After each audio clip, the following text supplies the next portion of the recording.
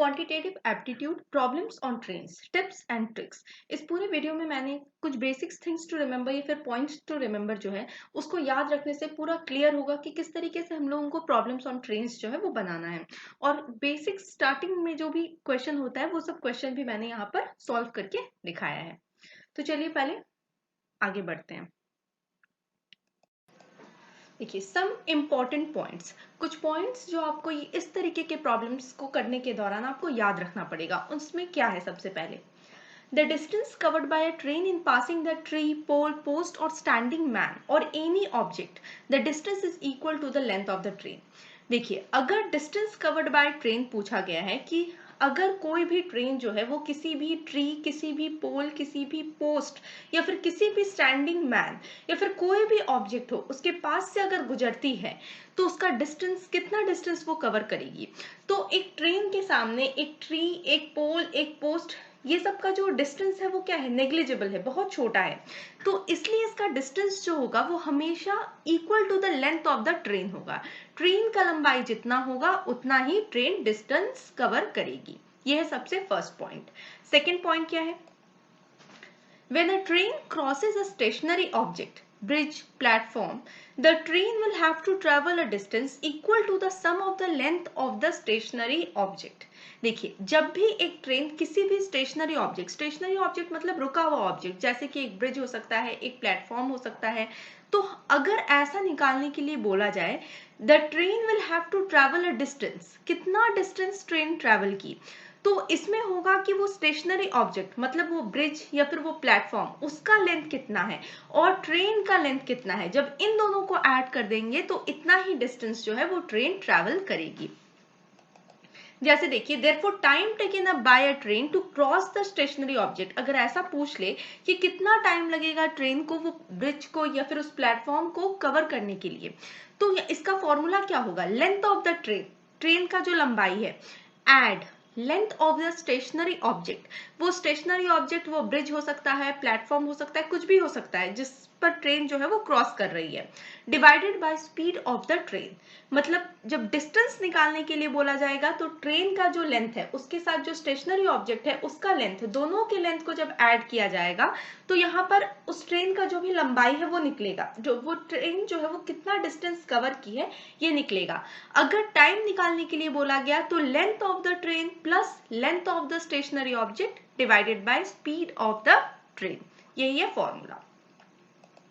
Third क्या है, if a train passes an another train then the distance covered by either train is equal to the sum of the length of the both trains। अगर कोई एक train दूसरे train को cross करती है, दूसरे ट्रेन को पास करती है, तो कितना डिस्टेंस कवर करेगी, कोई भी एक ट्रेन जो है वो कितना डिस्टेंस कवर करेगी। तो जब दोनों ट्रेन के डिस्टेंस को ऐड कर दिया जाएगा उसके बाद जो उसका वैल्यू निकलेगा वही डिस्टेंस जो है दोनों में से कोई भी एक ट्रेन जो है उतना ही कवर करती है। If a train passes an another train, अगर एक ट्रेन दूसरे ट्रेन को पास कर रही है then the distance covered by either train, मतलब ये ट्रेन भी हो सकती है वो ट्रेन भी हो सकती है, is equal to the sum of the length of the both trains. दोनों ट्रेन का जितना भी लंबाई है दोनों को ऐड कर दिया जाएगा उतना ही वो लोग डिस्टेंस को कवर करेगी। अब हम लोग नेक्स्ट पार्ट की तरफ बढ़ते हैं। ठीक है, यहां पर क्या बोला गया है, if two trains are A and B running in the same direction, अगर दो ट्रेन है, एक ए है दूसरी बी है और दोनों एक ही डायरेक्शन में दौड़ रही है, then the relative speed of the faster train A with respect to the slower train B is the difference between the speed of the faster train and the slower train B। अब यहाँ पर बोला क्या गया है, देखिए अब यहाँ पर देखिए रिलेटिव स्पीड क्या होता है। रिलेटिव स्पीड होता है जब कोई भी एक स्पीड, किसी भी एक मूविंग बॉडी के स्पीड को जब दूसरे से कंपेयर किया जाता है तो उसे रिलेटिव स्पीड बोला जाता है। अब यहाँ पर इसका रिलेटिव स्पीड क्या होगा, इसका रिलेटिव स्पीड होगा जो फास्टर ट्रेन ए है उससे जब स्लोअर ट्रेन बी को माइनस कर दिया जाएगा तो जो स्पीड निकलेगा वही होगा इसका रिलेटिव स्पीड। सेकेंड क्या है, if two trains of length A and B are moving in opposite direction, दो ट्रेन एक A है दूसरी B है और दोनों opposite direction में रन कर रही है, with speed u and v। ऐसा मान लेते हैं कि a का जो स्पीड है वो u है और b का जो स्पीड है वो v है respectively. Then the time taken by train to cross each other is equal to. अगर ऐसा निकालने के लिए बोले कि दो ट्रेन जो है वो अपोजिट डायरेक्शन में जा रही है, ठीक है, एक का स्पीड u गिवन है, दूसरे का स्पीड जो है वो v गिवन है, तो कितना टाइम लगेगा दोनों को क्रॉस करने में।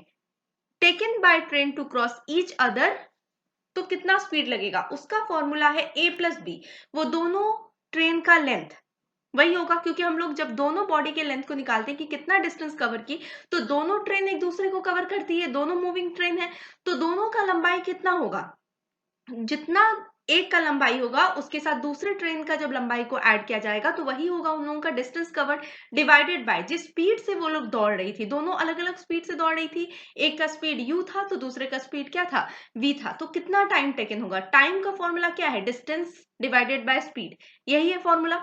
तो यहाँ पर क्या होगा, डिस्टेंस क्या होगा, जितना लेंथ है ट्रेन a का उसमें जितना लेंथ है ट्रेन b का, दोनों का ऐड किया जाएगा डिवाइडेड बाय जितना टाइम जिस स्पीड से ट्रेन ए दौड़ रही थी जो कि u है, प्लस जिस स्पीड से ट्रेन बी दौड़ रही थी जो कि v है।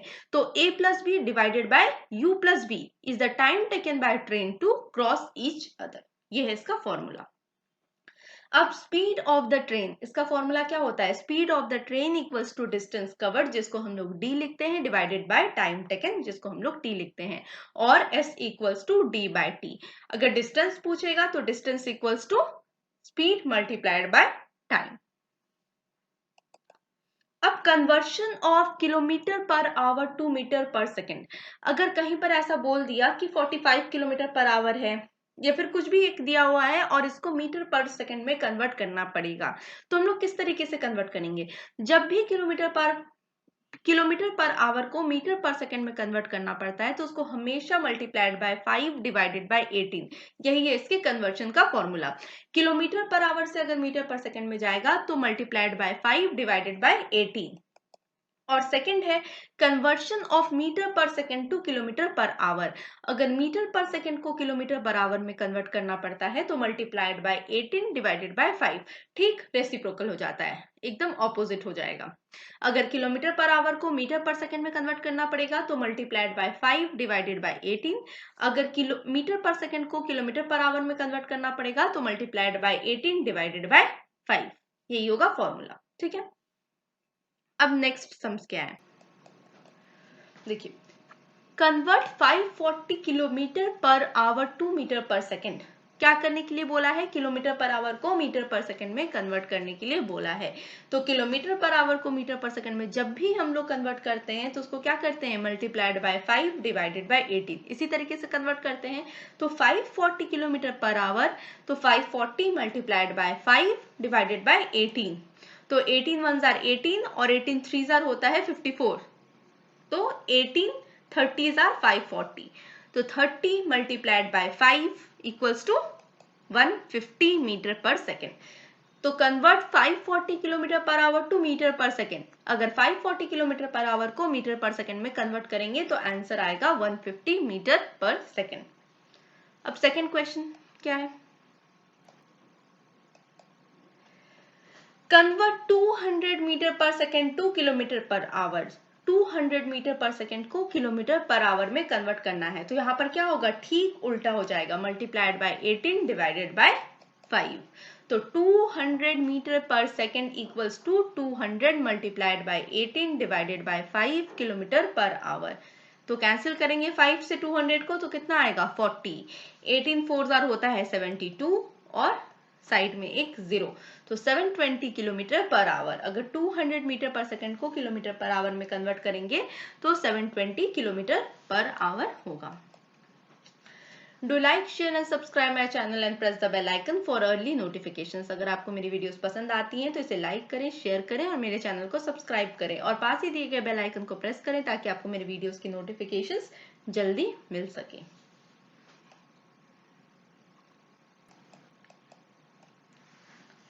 अब थर्ड क्वेश्चन क्या है, अ train running at a speed of 120 kilometre per our, एक ट्रेन जो है वो 120 किलोमीटर पर आवर के स्पीड से रन कर रही है, मतलब चल रही है।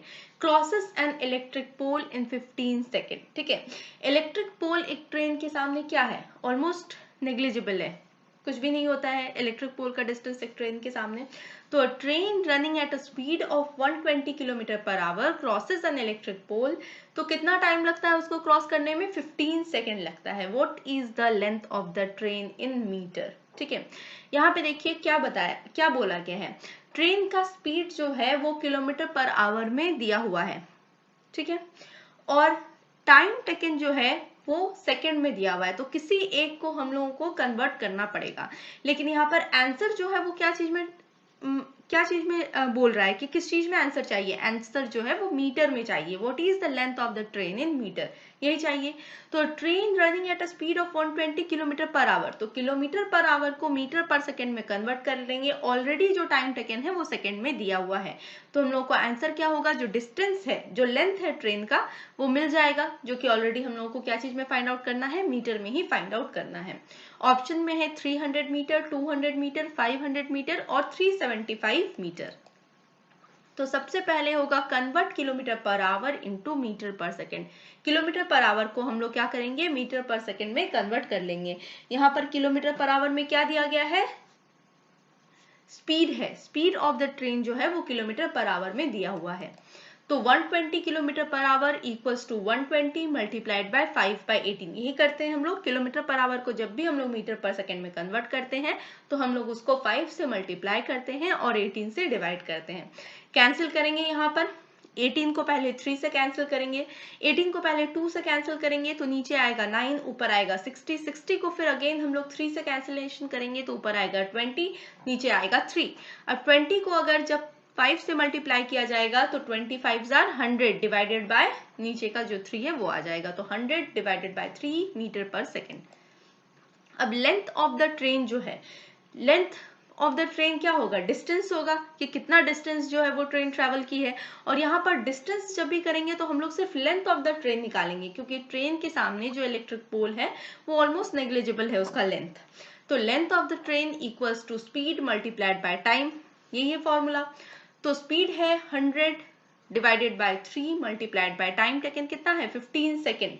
Crosses an electric pole in 15 second, तो टाइम टेकन कितना हुआ, टाइम टेकन जो है वो 15 सेकेंड हुआ।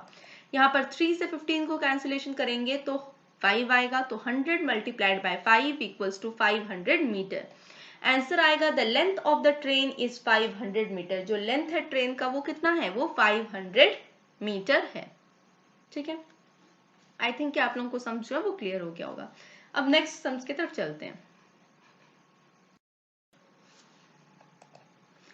तो the length of the bridge which train 130 meter long traveling at 45 kilometer per hour crosses in 30 second is, यहाँ पर क्या बोला गया है, the length of the bridge हम लोग को फाइंड आउट करने के लिए दिया है कि ब्रिज का लेंथ कितना होगा।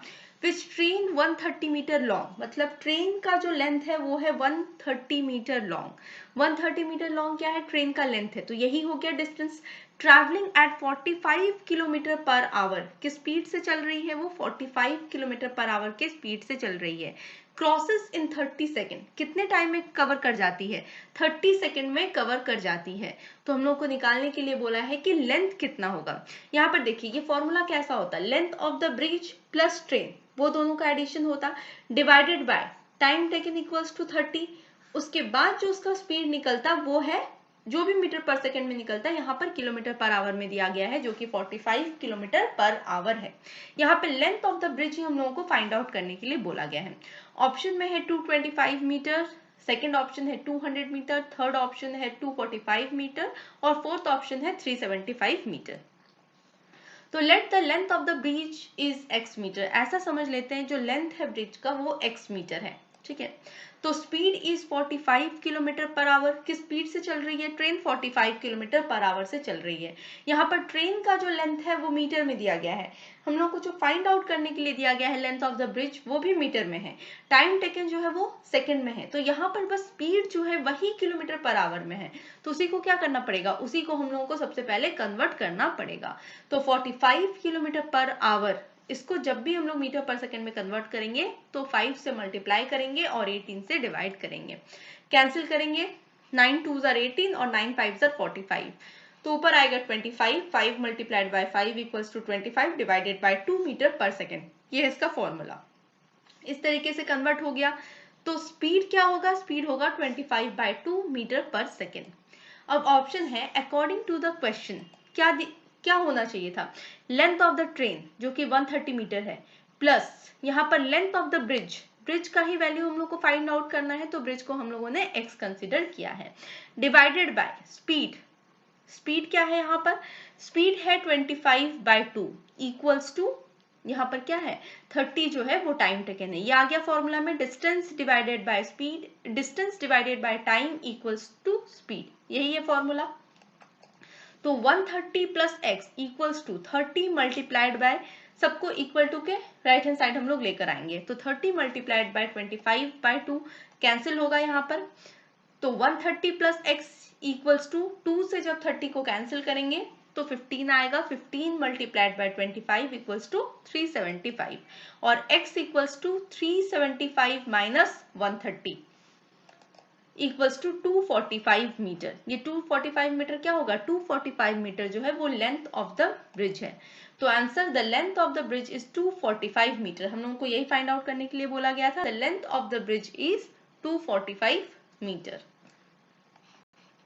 आई थिंक कि आप लोगों को समझ जो है वो क्लियर हो गया होगा। Thanks for watching. If you have any queries comment me in the comment section below. अगर आप लोगों को इस वीडियो के से रिलेटेड किसी भी क्वेश्चन, अगर कोई भी क्वेरी है तो आप मुझे नीचे कमेंट सेक्शन में कमेंट कर सकते हैं। Thank you.